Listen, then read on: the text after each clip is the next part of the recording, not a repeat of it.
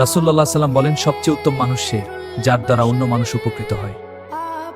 রাসূল বলেন, আল্লাহ সেই বান্দাকে সবচেয়ে বেশি ভালোবাসেন যে গোপনে চোখের পানি ফেলে তার কাছে ক্ষমা চায়।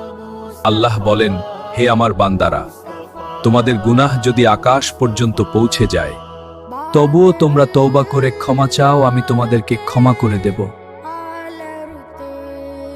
হে আল্লাহ, আজকের দিনটা আমি শুধু তোমার উপর ভরসা করেই শুরু করলাম।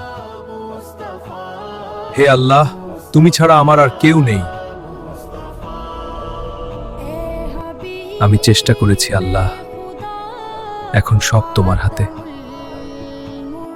মা আল্লাহ ভরসা, তিনি নিশ্চয়ই আমাদের সাহায্য করবেন। বাবা, আল্লাহর উপর ভরসা কখনো বিফল হয় না।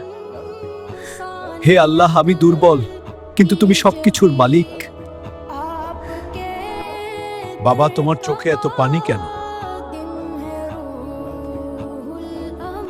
মনে রেখো, আল্লাহ কখনো তার বান্দাকে খালি হাতে ফেরান না। আল্লাহু আকবার। তোমার সততার কথা শুনেছি, আমার দোকানে কাজ করবে? ইনশাআল্লাহ, আমি মন দিয়ে কাজ করব। যে আল্লাহের উপর ভরসা করে, আল্লাহ তাকে তার কল্পনার চেয়েও বেশি দেন।